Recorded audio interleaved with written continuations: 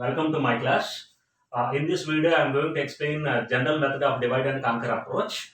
So, in this, what is divide, what is conquering, I will explain. So, suppose if problem is very large, means if problem is very complex, if there is no straightforward approach for solving the problem, or if you apply any approach, if that particular approach is taking more time for solving the problem, in that case, we can apply divide and conquer approach. But that too, the nature of the problem must accept this divide and conquer approach. So whenever you apply divide and conquer approach, that particular problem must accept this approach. I will explain what is divide and conquer approach. Suppose if you take any problem P, if this problem is relatively larger, means this problem is, if you feel that this problem is complex, so in that case, by using divide and conquer approach, we can divide this problem into some sub problems. Suppose P1, P2, so on, Pk or P and whatever it may be, Pk, number of sub problems, means k sub problems. Means if the problem is allowing us to divide the problem into sub problems, like k sub problems, here k should be greater than 1. At least we should get 2 sub problems. Okay, na? So after getting these 2 sub problems, so division is over. Then what do you mean by conquering this? See here, once after dividing problem into sub problems, by using divide and conquer approach, we can solve those sub problems independently. Okay, na? So first solve the sub problems. Solve the above sub problems. Solve above sub problems individually. But after solving those sub problems individually, we get the individual sub problem solution. Suppose S1 is first sub problem solution, S2 is second sub problem solution, S3 third sub problem solution, so on Sk, K the sub problem solution. So after getting K sub problem solutions, but our ultimate target is getting the solution of P, that is S capital S. For solving problem, we require capital S as the solution. But meanwhile, what we applied? We applied a divide and conquer approach. That's why we divided the problem into sub problems like this. Okay, na? So we solved these sub problems individually, P1, P2, so on, Pk. Here, P1 to Pk must be independent each other. Independent, because the solution of P2 should not depend on P1 solution, and solution of P3 should not depend on P2 solution. Like that, solution of Pk minus 1 should not depend on Pk. In that case only we can apply divide and conquer approach. Okay. So after solving P1, we get S1 as solution. After solving P2, we get S2 as solution. So on, after solving Pk, we get Sk as solution. But these are independent solutions. We are not requiring independent solutions now. Just by using another method, another special method, and combine all these solutions. Combine S1, S2, so on, Sk solutions. Okay, na? So after combining S1, S2, so on, Sk solution, we get S as solution. This is the required one. This solution is required from the problem. But what we did for our convenience purpose, instead of solving P directly or by straight away, okay, for our convenience purpose, we divided the P1 to Pk as subproblems. The beauty of these subproblems is here, these two subproblems, any subproblem solution is not depending on any other subproblem. So that's why we can solve all these subproblems parallelly. We can solve all these subproblems parallelly. Then what is the use of solving subproblems parallelly? Suppose if this subproblem is requiring 10 seconds for solution, this subproblem is requiring 10 seconds. Like that, kth subproblem is also requiring 10 seconds. Then within 10 seconds, we get all the subproblem solutions, because there is no dependency among P1, P2, so on, Pk solutions. That's why at a time we can start solving P1 to Pk. So within 10 seconds, we get all the solutions, S1, S2, so on, Sk. So finally, by using another separate procedure, we can combine those independent subproblem solutions. Just I will give one very basic example here. Suppose if you want to add 10 numbers, if you alone try to add 10 numbers, generally it takes 9 operations, 9 addition operations. Suppose 1, 2, 3, 4, so on, 10. If you want to add 10 numbers, how many addition operations are required? 1 is between 1 to 2, 2 is between the resultant of 1, 2 and 3, and the third operation is required between the resultant of 1, 2, 3 and 4. Like that, how many operations are required? 9 operations required. 9 addition operations are required. Then 9 addition operations are, each addition operation is, let us assume each addition operation is requiring 1 second. Then 9 seconds are required. 9 seconds are required to solve this problem. Suppose if we apply divide and conquer approach is suggesting us to divide the problem into sub-problems. Suppose if you can divide this problem into two sub-problems. So one sub-problem is containing suppose first five problems or first five elements. Second sub-problem is containing rest of the elements. This means one sub-problem is containing first five, second sub-problem is containing next five elements. Okay now, if you assign this problem to one person, P1, if you solve this problem, if you assign this problem to another person, P2. Okay now, so these two are independent because the solution of this is not going to be inputted to this. That's why we say that the solution of second sub-problem is not depending on first sub-problem. Then how many addition operations are required to add five numbers? 1, 2, 3, 4 addition operations. How many addition operations are required? 4 addition operations. So these two are independent. Then person P1 and person P2 can solve these sub-problems parallelly. Solve these two sub-problems parallelly. Yes or no? Then person P1 and P2 can start at a time, because these two are not dependent each other. Okay na? Then how many seconds are required? 4 operations are there. Then 4 seconds required by P1, 4 seconds required by P2. But at a time they started solving the problem. So that's why only 4 seconds. Only 4 seconds required to solve these two sub-problems. These two sub-problems. So after that we get one number x here, another number y here. Okay na? The solution of these sub-problems is x. Assume the first sub-problem solution is x, second sub-problem solution is y. Again, one more addition is required to add these two numbers. Okay na? So one more addition operation is required. Here 4 seconds are required. For adding this, one more second is required. Within 5 seconds we get the result. Yes or no? Within 5 seconds we get the result. But what will happen if you don't divide the problem into sub-problems? We need to involve all the elements at a time, and we need to solve element operations like this. Add first two numbers, then go to next number and add the resultant number and resultant value and next number, this resultant value and next number, like that.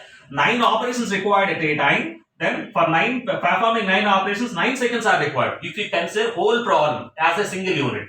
But what I suggested, according to this divide and conquer approach, if you can divide problem into two sub-problems, and if you assign these two sub-problems to two different persons, and they can require only 4 seconds. Here they can start parallelly because there is no dependency among those two sub-problems, because these two are independent sub-problems. Then only 4 seconds are required to obtain first sub-problem solution as well as second sub-problem solution. Then one more addition operation is required to add first sub-problem solution and second sub-problem solution. Then combined together, we required only 5 seconds to solve this problem. So according to divide and conquer approach, with the basic or simple example, we saved 4 seconds time for solving the problem, but straightforward approach is requiring 9 seconds. 9 seconds to solve the problem. So with the previous example, I can say if we apply divide and conquer approach for solving the problem, it is very easy getting the solution, but the problem nature should be, even after dividing the problem into some sub-problems, those sub-problems must be independent each other and the nature of the element should be same. So whatever the original problem nature, that problem nature should be same in sub-problems also. So in those type of sub-problems, or in those type of problems, we can apply divide and conquer approach. Okay, so divide and conquer approach must be recursively applied. Suppose after dividing problem into P1 and P2 in next stage. Suppose if P1 and P2 are relatively larger, again apply the same approach on P1 and P2 and divide P1 into sub-problems, P2 into sub-problems until getting the smallest sub-problems. Smallest means there is no further extension, then directly we can get the solution. Okay, now up to that moment or up to that stage, we are supposed to divide the problem into sub-problems. Okay, so like that I divided P into P1, P2, so on Pn, P into P1, P2, so on Pn. Okay, because P1 has direct solution, assume P1 has direct solution as S1 and P2 has direct solution like S2, so on Pk has direct solution like Sk. Okay, now but after getting individual solutions by implementing another procedure like a combine. So by using combine procedure, we can combine all the individual solutions. Now I am going to write or explain the simple divide and conquer approach. Simple divide and conquer approach. That is the simplest method, or general method. We call it as general method of divide and conquer approach. Okay, na? So if you identify this divide and conquer approach is the suitable method for solving the problem, then directly use this general method and implement algorithm in your own way. Just by slightly modifying this general method, we can write our own algorithm for solving the problem. But after identifying, yes, this particular general method is Yes, divide and conquer approach is used for solving problem. After deciding that, go to this general method and modify this general method slightly and write it in your own way for your problem. Okay, na? Now I am going to write the general method of divide and conquer approach. Okay, na? So algorithm, divide and conquer of P. Here I am going to solve problem P. I am going to solve problem P using divide and conquer approach. I am going to solve problem P using divide and conquer approach. Okay, na? First of all, I must verify whether this particular problem is smaller problem or larger problem. Whether this problem is smaller problem or larger problem. Okay, na? So by using, I am introducing simple functions here. I will explain what is the purpose of that function. If small of P, if small of P, then returns any direct solution. Suppose S of P. Let us assume direct solution is S of P. Else means, suppose if problem is acceptably low or size wise, the problem is very smaller.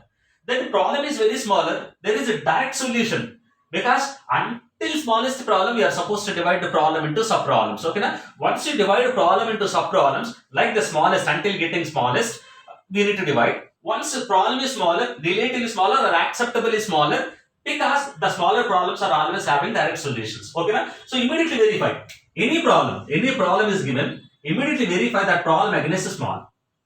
If it is smaller, then there is a direct solution. That solution is S. That solution is S. Otherwise, else, what is the divide and conquer approach? Divide and conquer approach is suggesting us to divide the problem into sub problems. Divide the problem into sub problems. Then how can we divide? Simply approach just by using every problem has its own approach. Okay, then divide that problem into a problem into exactly two halves or based on nature of the problem. Okay, na? We will see examples, because divide and conquer approach has some examples. So those examples are having its own approaches. Okay, na? I will explain there. Okay, so else, suppose if problem is relatively larger, not small, then divide problem P into sub problems P1, P2, so on, Pk. Okay, na? So divide the problem into sub problems like P1, P2, so on, Pk. Okay, but we don't know whether P1, P2, so on, Pk are relatively larger or not. And that's why again apply divide and conquer approach. Okay, na? So apply, because we don't know whether P1 to Pk are relatively larger or relatively smaller. Then apply same approach, divide and conquer approach on P1, P2, so on, Pk. Okay, na? So apply divide and conquer approach on all the sub problems. After applying divide and conquer approach on P1, P2, so on, Pk, the procedure starts with P1, procedure starts with P2, procedure, because we are calling the same procedure. But what is our goal? Our goal is getting the solution. So divide and conquer approach on P1, divide and conquer approach on P2, divide and conquer approach on P3, divide and conquer approach on P4, so on, divide and conquer approach on Pk. Then finally return the solution. Solution is combine the solution. By using combine, okay, na? We can solve first problem, we can solve second problem, and so on. We can solve kth problem. Okay, na? So return the combined solution by getting the individual solutions. I have already told earlier. Okay, suppose the problem is divided into P1, P2, P3, so on, Pk. Solve P1 individually, P2 individually, so on, Pk individually. From that particular P1 we get solution as S1. Like that, finally we get for Pk we get solution as Sk. But after getting S1, S2, so on, Sk, these are independent solutions. But what is our task? Get the original solution S. How can you get the original solution is just by combining this. This combine is another procedure or function. Okay, na? So here we used three functions. One is small. This small is used for verifying whether the given problem is smaller problem or not. If it is smaller, then by using this function we get the result. Otherwise, we need to divide problem P into P1, P2, so on, Pk, and apply divide and conquer approach on all these sub-problems. If we expand it, we get divide and conquer on P1, divide and conquer on P2, divide and conquer on P3, so on, divide and conquer on Pk. Okay, so after applying, we get the solutions. But what is our duty? We must generate the solution of the whole problem. How can you get solution of the whole problem? Collect the first sub-problem solution, collect second sub-problem solution, so on, collect the nth sub-problem or kth sub-problem solution. After collecting all the sub-problems, just by using combine as a function or separate procedure, by using combine as a separate procedure, I can combine all the individual solutions to make the original problem solution. So this is the general method. Now I will explain what is the time complexity of general method. So for the above general method, here I am going to show how much time complexity is required to solve the problem. Okay. So earlier what I told, suppose if problem P is given with the n elements, let us assume n elements are there in problem P. Suppose this problem P is containing n elements. Okay, no, original problem. So after dividing the problem into k number of subproblems using divide and conquer approach, assume there are n1 number of elements are there in first subproblem and n2 number of elements are there in second subproblem, so on, nk number of elements are there in last subproblem. Okay, so based on nature of the problem, we can frame, because we are applying recursively. We are applying the problem recursively. Okay, na? So recursively we are applying the divide and conquer approach on all the subproblems. So that's why we need to frame recurrence relation now. So this is the recurrence relation. Recurrence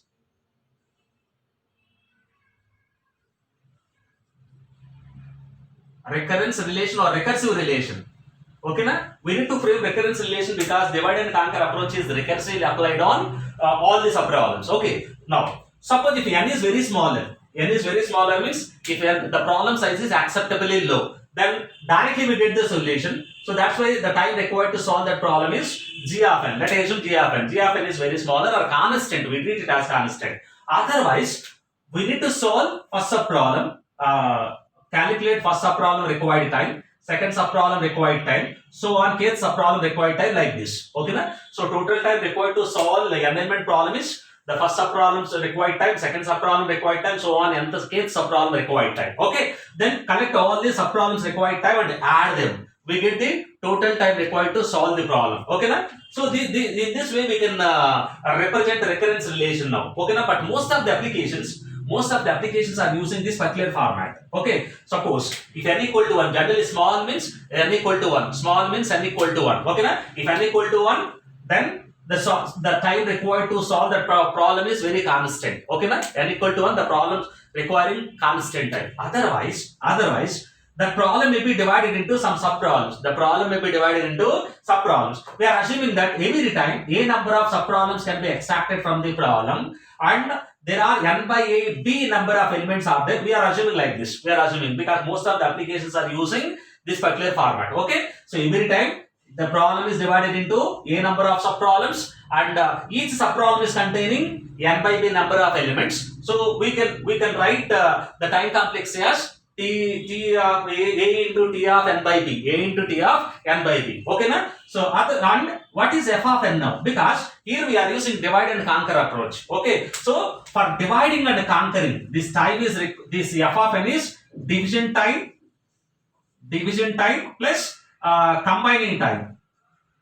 For dividing problem into subproblems, we require some time. For combining all the individual solutions, we require other time. But this time is for solutions. At n by b is the total time needed to solve the problem. But this additional time is required for dividing the problem into subproblems and combining the subproblem solutions. This is the additional time. So that's why we can frame the recurrence relation like this. Now I am going to show, suppose if we replace a with one number and b with one number, how we can solve, I will show you now.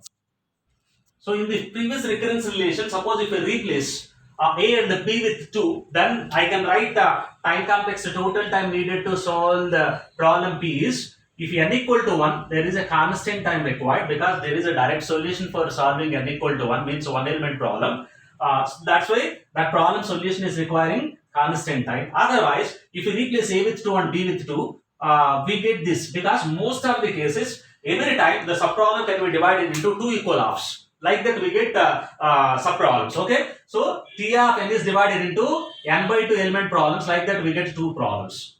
Okay, na? So for dividing n element problem, we need some constant into n for combining f of n, because here f of n is there.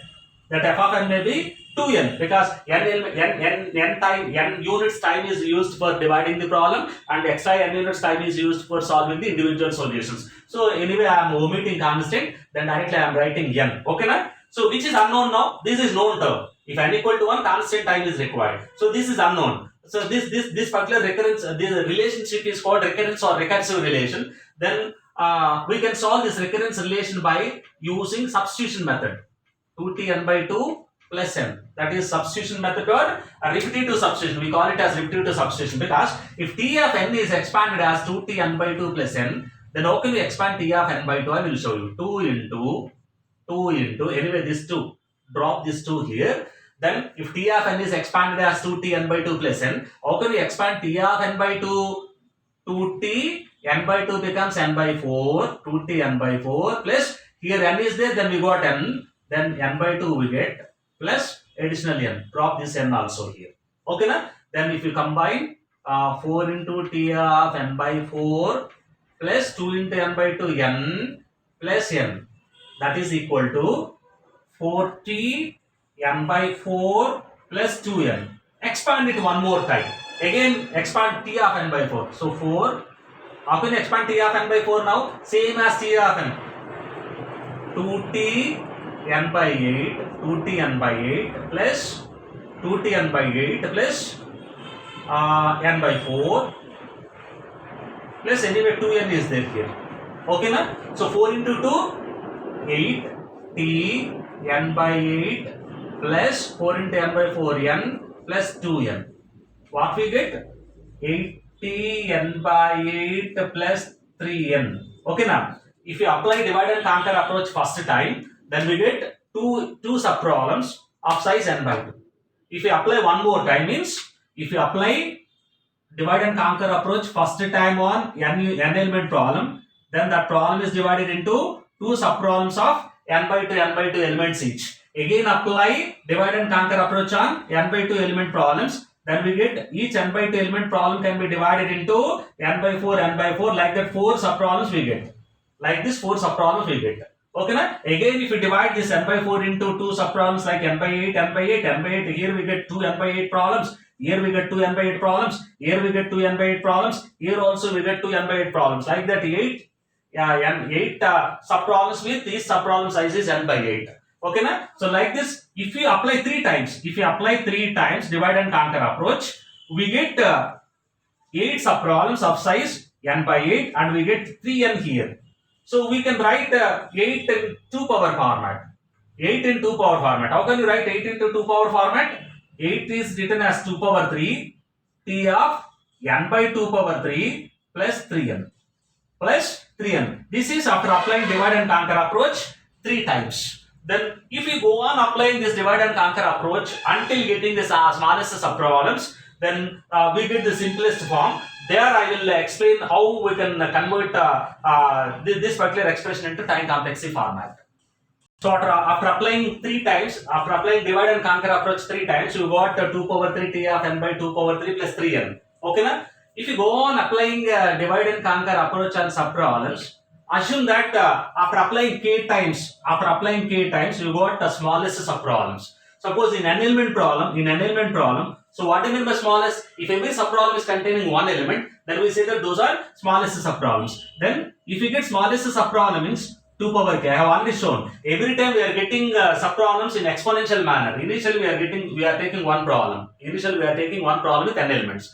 If we apply divide and conquer approach, we get 2 sub problems. In next level, we get 2 sub problems. From one problem, we got 2 sub problems. Again, if you apply divide and conquer approach, we get from each problem we get 2 problems, like that 4. So at root node level, our topmost level, we have 2 power 0 number of problems. If you apply divide and conquer approach, we get 2 sub problems of sizes n by 2 means 2 power 1. Okay, na? If you apply divide and conquer approach for this, we get 4 sub problems of sizes n by 4, like that 2 power 2.